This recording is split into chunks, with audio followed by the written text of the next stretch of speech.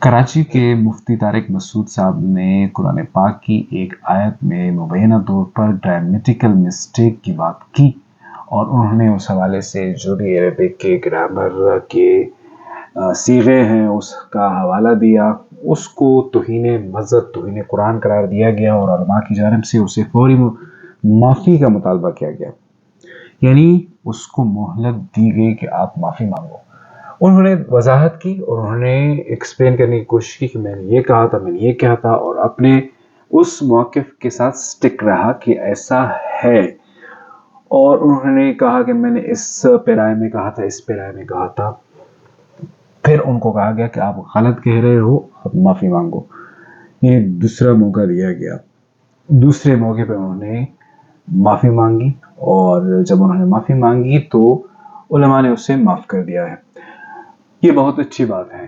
کہ جب توہین مذہب کا معاملہ ہوتا ہے تو ایکسپلینیشن کا موقع ملنا چاہیے، لیکن ہر عام شخص کو بھی ملنا چاہیے، صرف علماء کو نہیں ملنا چاہیے جو کہ اس طرح کے فتوے لگا کے دوسروں کی لائف ونریبل بناتے ہیں۔ اور یہ صرف مفتی طارق مسعود کے ساتھ نہیں ہوا، کوئٹہ میں جب واقعہ ہوا تھا تو وہاں پر بھی ایک مفتی اور شیخ الحدیث نے اس حوالے سے بتایا تھا کہ کن کن حالات میں جو ہے وہ کیا کیا پروسیس ہے، اگر کوئی جو ہے وہ توہین مذہب کرتا ہے تو کیا طریقہ کریں گے، اسلامی طریقہ بتایا تھا، اور ایسے فوری جو ہے مارنے والی بات جو ہے اس سے منع کیا تھا۔ اس بندے پر بھی توہین مذہب کا الزام لگایا گیا، اور پھر اس سے کہا گیا کہ آپ بھی معافی مانگیں۔ انہوں نے وضاحت کی تو اس کو پھر کہا گیا کہ آپ معافی مانگے، وضاحت نہ دیں،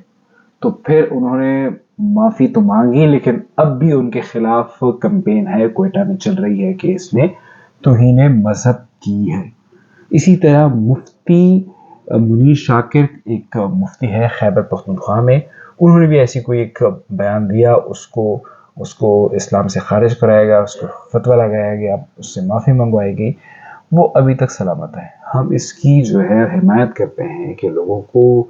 موقع ملنا چاہیے، لیکن جب ایک عام آدمی کی بات ہو تو اس کو بھی موقع ملنا چاہیے، اور علماء کو اس حوالے سے کردار ادا کرنا چاہیے۔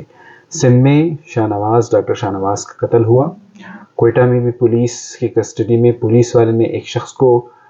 توہین مذہب کے الزام میں جو گرفتار ہوا تھا اس کو مارا، اور یہ سندھ میں دوسرا واقعہ ہے۔ یہ ریاست اگر اس طرح سے اپالوجیٹک رہی، اگر یہ ریاست اس طرح سے سست رہی، اور یہ ریاست اگر اس میں سے ہر ایک شخص جو ہے وہ اپنی خیر منانے کی حد تک آ جائیں اور اس حوالے سے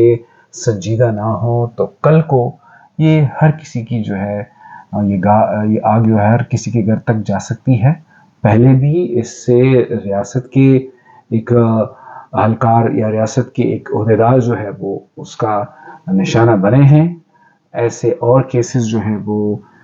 ہو سکتے ہیں، کیونکہ ریاست نے اس معاملے کو نواز شریف کی حکومت کے دور میں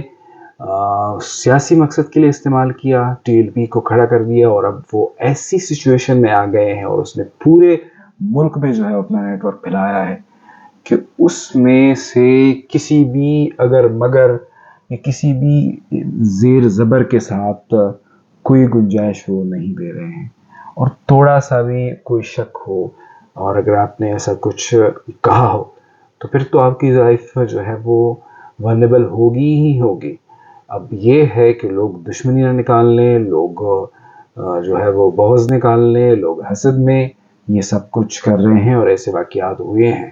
جائیداد پر قبضہ کرنے کے لیے الزام لگائے جا رہے ہیں۔ ریاست اس طرح سے معذرت خانہ لہجہ اور معذرت خانہ رویہ اگر رکھے گی تو یہ ایک اتنا بڑا مسئلہ بنے گا کہ پاکستان کو اس سے نکلنا پھر بہت مشکل ہوگا۔ تو جیسے مفتی طارق مسعود صاحب کو موقع دیا گیا، ایسے باقی لوگوں کو موقع ملنا چاہیے، سننا چاہیے، اس کو وضاحت کا موقع ملنا چاہیے، اس کو معافی کا موقع ملنا چاہیے، اور جب وہ معافی مانگتا ہے جیسے مفتی طارق مسعود صاحب کو معاف کیا گیا، ایسے باقی لوگوں کو بھی پھر معاف کرنا چاہیے۔